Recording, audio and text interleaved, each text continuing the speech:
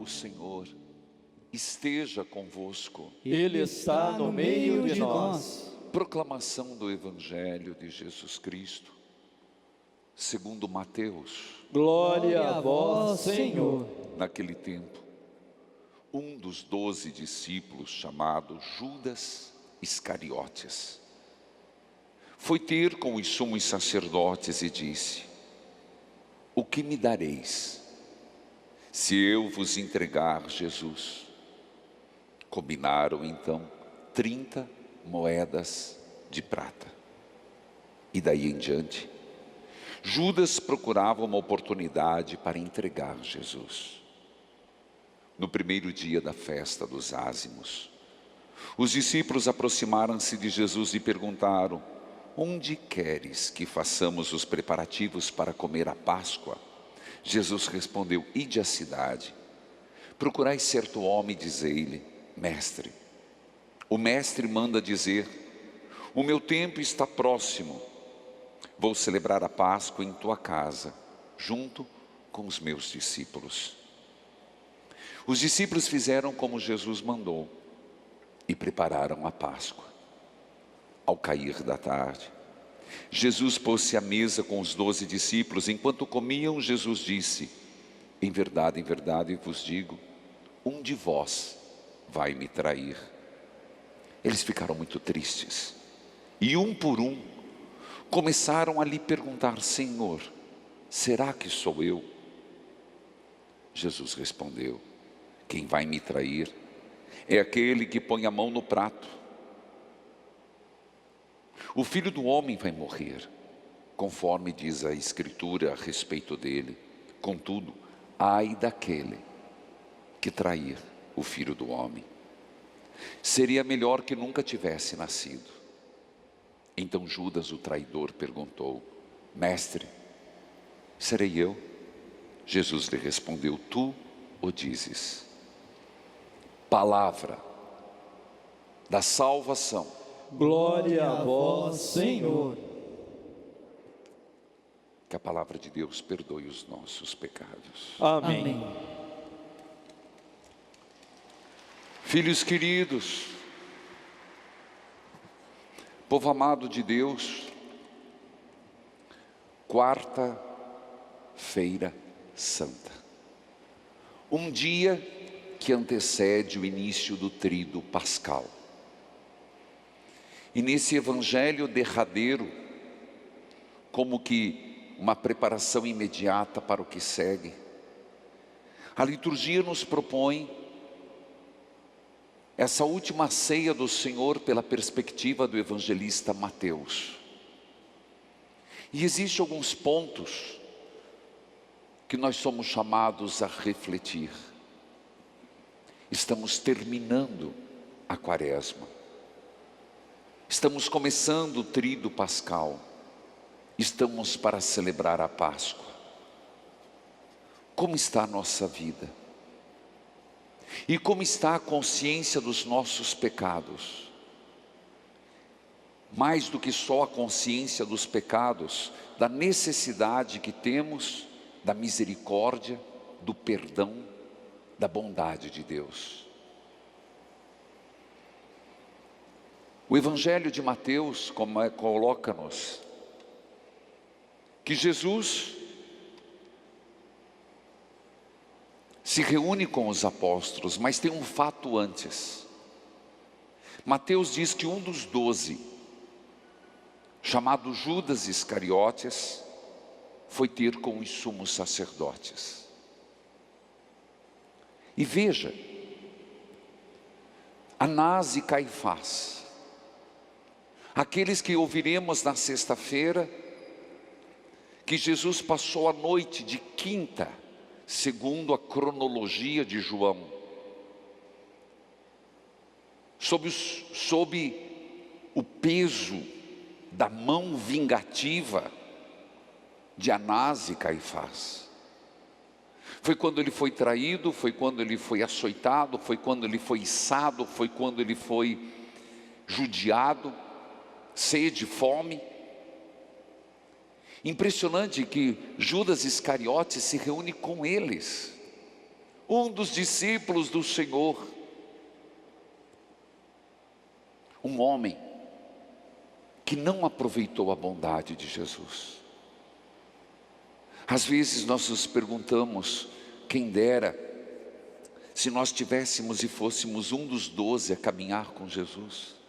Não sei como seria, mas o fato de estar perto de Jesus não significa sermos pessoas santas. Se nós no fundo do coração não fizermos um exame de consciência sincero, permanente e constante, o fato é que um dos 12 foi se reunir com pessoas que tinham decidido matar Jesus. Portanto, homens que estavam muito mais interessados, Anás e Caifás, interessado que não se mexesse na situação religiosa do templo. Talvez você vai se perguntar por quê? Porque Anás e Caifás, e de modo Anás ficou 11 anos no poder, e era ele como patriarca, que detinha para ele e sua família, depois 4 também o substituíram, que detinha todo o comércio, todo o câmbio, toda a venda, das velas que queimavam, dos pombinhos que eram vendidos, das ovelhas que eram sacrificadas, das carnes que sobravam. Era o sumo sacerdote que detinha o poder, ele que mandava, era uma máfia. E porque ele se rebelou contra Jesus, o chamando de blasfemo, a acusação de Anás e Caifás era de Jesus um blasfemo. Pilatos o condenou pelo reinado, mas Anás e Caifás blasfemo, porque quando Jesus diz eu sou Deus, com quem ele andava? Quando ele disse eu sou o filho de Deus, ele andava com as crianças, com os pobres que não tinham lugar no templo, com as prostitutas que não tinham lugar no templo, com os pecadores que não tinham lugar no templo. Então ele inverteu a relação com Deus. Ele mostrou que Deus é misericórdia e veio para salvar e não para condenar. Mas o ato derradeiro que irritou Anás e Caifás, o ato que foi a gota d'água quando falamos, foi quando ele pegou um reio, entrou no átrio do templo e derrubou a mesa dos cambistas, abriu as gaiolas e soltou, e disse: vocês estão fazendo da casa do meu pai um antro de ladrões. Foi a gota d'água, porque no fundo ele chamou quem administrava de ladrão,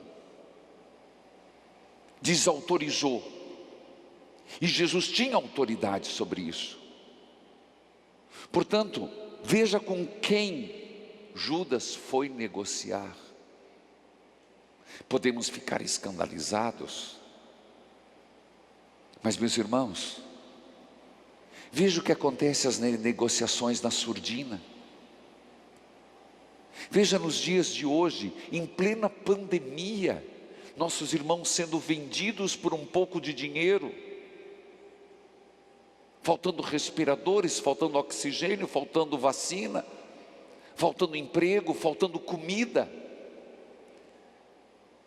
É tão sério isso, meus irmãos, porque continua o Cristo sendo vendido.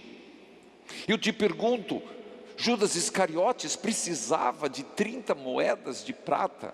Ora, eu creio, mas creio piamente, que as santas mulheres, amigas de Jesus, discípulas de Jesus, e sabemos, uma esposa de um alto funcionário de Cusa, e outras ajudavam, eles tinham mais que 30 moedas.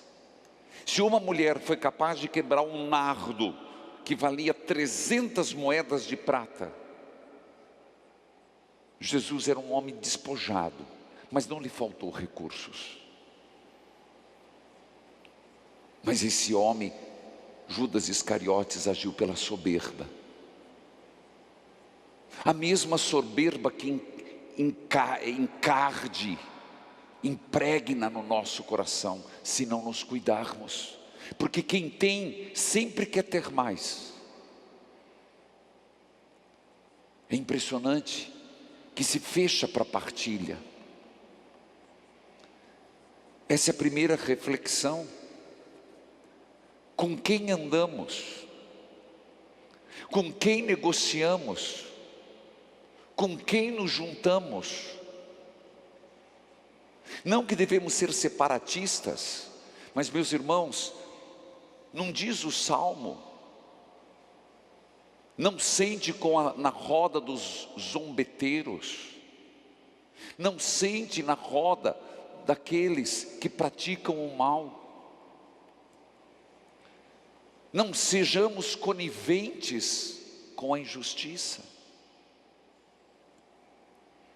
Pois bem, é impressionante que Mateus diz que Judas, o impenitente, nunca esqueça disso. E o grande medo que nós devemos ter é da impenitência. Padre, eu não consigo entender isso. Impenitência é uma palavra de quem não aceita que errou, de que não aceita que pecou, que não aceita que é necessário o perdão de Deus. Porque eu não erro, eu não matei, não roubei, do resto eu não fiz nada. O que eu fiz? Lembre-se de Adão e Eva. Quem foi que pecou? Foi ele, foi ela, foi a serpente. A impenitência é um grande perigo para todos nós. Inclusive, a impenitência até na hora da morte. Você vai dizer, mas pode ser que na hora, meus irmãos, uma pessoa que a vida inteira foi impenitente, nunca admitiu o erro, é só milagre mesmo, para que na hora da morte a pessoa tenha arrependimento. Mas aquilo que é algo contínuo, refuta a Deus, não aceita Deus, não aceita os sacramentos, não aceita a própria culpa, dificilmente, mesmo no terror da morte. Pela fé, a morte é uma passagem. Sem fé, a morte é um terror. E quem experimentou isso, infelizmente, nos solidarizamos com tantas pessoas que perderam seus entes queridos. E infelizmente ter que pensar que muitos outros irão. Essa é a realidade. A morte é nossa vizinha constante, está entrando invisivelmente pela porta. Não que nós não morreríamos um dia, mas a porta é nossa, a morte está sendo nossa irmã constante. Cuidemos com a nossa impenitência.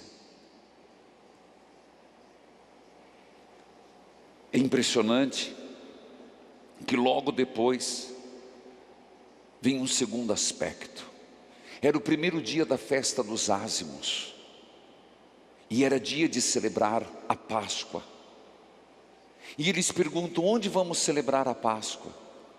Ele diz, vá até um certo homem, diz que era João Marcos, no cenáculo, para celebrar. Procure, diz o mestre, quer celebrar na tua casa. Meus irmãos, nós estamos à beira do trido. Nesse segundo aspecto, enfatizemos, Senhor, vem celebrar a Páscoa na minha casa. Vem celebrar na minha casa a Páscoa, que eu estou precisando passar das trevas para a luz, da tristeza para a esperança. Vem celebrar na minha casa, porque nessa pandemia nós estamos desequilibrados. E esse desequilíbrio, eu não digo não é maldade, é depressão. Nem diria que é uma depressão, mas é um estado de estafa, de cansaço. Nós estamos vivendo umas trevas contínuas. Nós estamos no segundo ano que vamos celebrar a Páscoa em plena pandemia. Venha celebrar a Páscoa na minha casa, Senhor. Quando eu disse para as pessoas que essa Páscoa, esse tríduo será muito mais em casa do que na igreja, alguns já marcaram presença, outros vão acompanhar pela televisão. Quando eu falei e insisto, crie o seu altar, ponha a mesa, coloque a vela. Não é outro objetivo a não ser marcar: Senhor, eu estou isolado, estou distante da minha comunidade, por uma necessidade, mas da minha casa se celebrará a Páscoa. Então venha celebrar comigo, Senhor. E ainda mais, agora num outro aspecto, mas o mesmo, a casa no nosso coração, a casa na nossa alma. Nós estamos precisando celebrar a Páscoa, mais do que nunca. A Semana Santa, esse tempo pascal, é para nós um refrigério, uma esperança, uma luz que brota no meio de tanta escuridão. Venha, Senhor, celebrar na minha casa. Eu faço os preparativos, eu estou me preparando. E aí, como estamos nos preparando? Ainda persiste o rancor impenitente. Estou dentro de mim com raiva, estou dentro de mim com rancor, estou dentro de mim apegado nas minhas coisas. Hoje o Salmo, eu rezei o Salmo 39 na leitura orante, e eu convido você a rezar hoje. Começa dizendo assim: a vida é curta, Senhor. A vida que me deste, se não me engano é o versículo 6 ou 5. A vida que me deste é tão curta. Nada é diante da tua eternidade. Mas ainda assim, Senhor, os seres humanos vivem a juntar coisas que não sabem nem para quem vai deixar. É como o homem anda como uma sombra, que desaparece a qualquer momento. Salmo 39. Como estamos nos preparando? Um terceiro aspecto é que Mateus, depois disso, já nos coloca na ceia. E chama-me a atenção que nosso Senhor tenha dito: ao cair da tarde, amanhã, quinta-feira santa, a nossa missa será às 19. Jesus foi à mesa com os 12. Enquanto comiam, Jesus disse: em verdade eu vos digo, um de vós vai me trair. Que desconcertante. Mas é mais impressionante observar agora. Olha a reação dos discípulos. Qual foi a reação dos discípulos? Mateus conta. Eles ficaram muito tristes. E um por um começaram a lhe perguntar: Senhor, será que sou eu? Não te estranha isso? João não tinha projeto de trair Jesus. Mateus também não tinha. Pedro não tinha, traiu, mas não era projeto, vou trair Jesus. Mas eles escutavam tanto a Jesus, que começaram a se perguntar: onde será que eu traí Jesus? Talvez não alcançasse o que significaria uma traição. Não creio que eles tenham alcançado e nem sabiam dessa jogada de Judas. Senão Pedrão teria tomado uma atitude. Judas fez na surdina e tomou a decisão: na primeira oportunidade eu entrego. Mas que cara de pau. Primeiro foi negociar por 30 moedas e depois foi na primeira comunhão.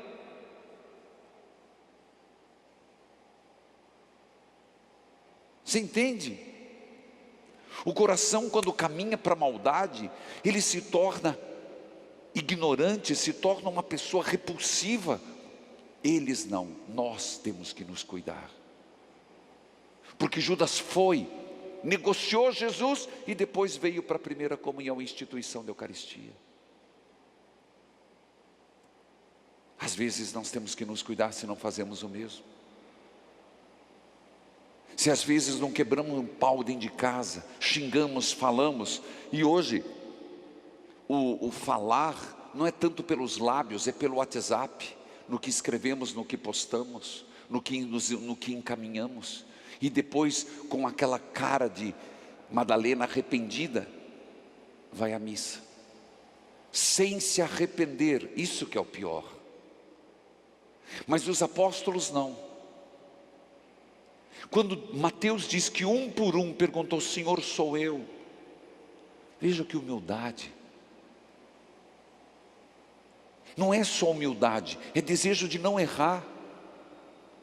Talvez para hoje, quarta-feira de Santa, hoje é essa nossa atitude: Senhor, sou eu? Onde eu te traí? E me conte onde que eu posso te trair. Me diga, Senhor, onde que eu estou te traindo? No meu sacerdócio.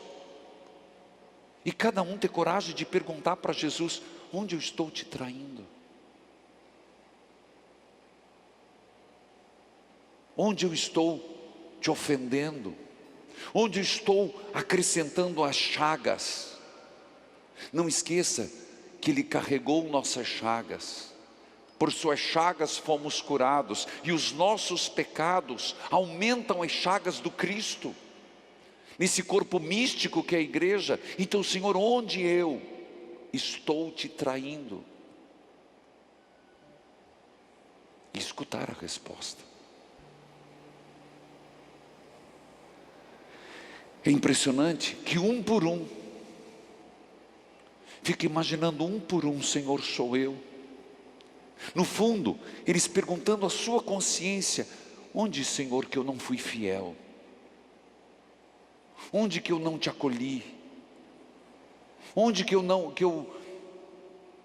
não fui um bom discípulo? Não é essa atitude? Isso dá conversão. Isso dá salvação. Isso nos dá eternidade. É essa atitude que o Senhor espera de mim e de você, até para passarmos pelo tríduo pascal. Onde eu estou te traindo, Senhor? E o último ponto no final do Evangelho: Judas, sem humildade, sem um pingo de humildade. Ele já tinha vendido, ele tinha decidido, como diz Mateus no começo. Daí em diante, Judas procurava a oportunidade, era só questão de oportunidade, a decisão já estava tomada. Impenitente. Sou eu, Senhor? Jesus se vira e diz: você acabou de falar. Meus irmãos, esse é o Evangelho. Mas hoje nos encontramos, como toda quarta-feira, lembrando Nossa Senhora. Nossa Senhora que viu tudo isso. Nossa Senhora que vai até o Calvário. Aqui sob o título de Nossa Senhora de Guadalupe, piedade,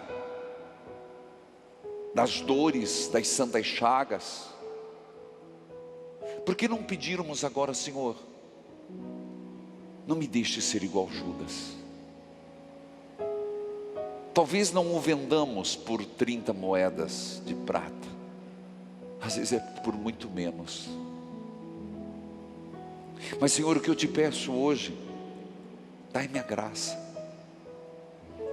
Alguns têm me perguntado: Padre, como vai ficar a questão da confissão? Eu estou sentindo a necessidade de confessar. A pandemia, para a grande maioria que tem que ficar em casa, e pela situação da saúde, idade e outros problemas, quase não teremos confissões individuais. Ontem à noite eu fiquei estudando o documento da Santa Sé que foi lançado em 2020. E no final diz assim: segue-se isso até dizer o contrário. Então vale. Como que eu faço, Padre?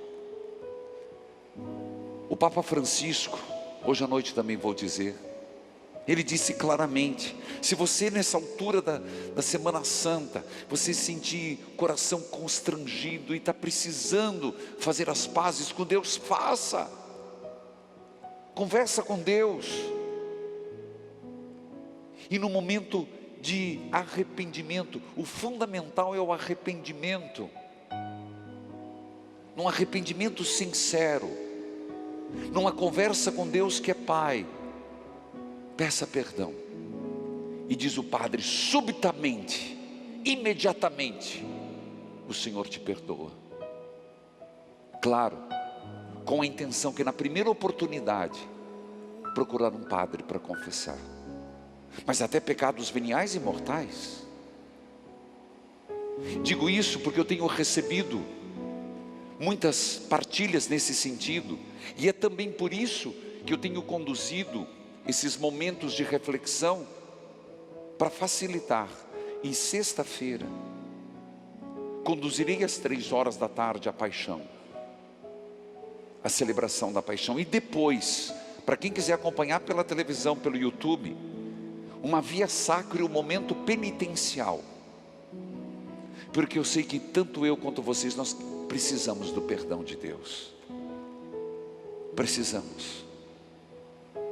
Por isso, tanto a via sacra, a leitura da paixão da sexta-feira santa, às 3h, imediatamente junto com a via sacra, e o momento penitencial, é para que não sejamos impenitentes, mas apresentar nossa necessidade do perdão, e possamos comungar para a Páscoa. Eu sei que eu estou falando para o Brasil, e muitos, os bispos, cada diocese o bispo organiza. Alguns farão a distribuição fora da igreja, na porta da igreja, outros no carro, como será o nosso caso. Porque vamos ter missa assim, tanto da vigília da Páscoa, às 8, às 9, às 11 e às 18. Mas não conseguimos muita gente. Então vamos dar a comunhão, que eles chamam de drive-thru, no carro. Por isso a necessidade desse momento penitencial. E mais do que nunca, precisamos comungar. Precisamos desse remédio. Precisamos dessa força. Por isso, que cada um se deixe conduzir por esta semana. Nossa Senhora, Virgem Maria, nos ajude a celebrar bem esta Páscoa, Senhora. Eu creio que estava juntos, de longe, perto, na cozinha, na despensa, estava em todo esse momento celebrativo. Ajude-nos, Mãe querida, que o nosso coração não se feche, como se fechou o de Judas Iscariotes, mas dai-nos a graça, Mãe, de chorar nossos pecados, num verdadeiro arrependimento, de nossas falhas, das nossas traições, das nossas incoerências. Ó Mãe, que recebeste teus filhos nos braços e limpastes as chagas do teu filho, não permita que nós continuemos a flagelá-lo. Ajude-nos, Mãe, e peça a teu Filho Jesus, que eu não morra antes de me arrepender, que eu não morra antes de chorar meus pecados.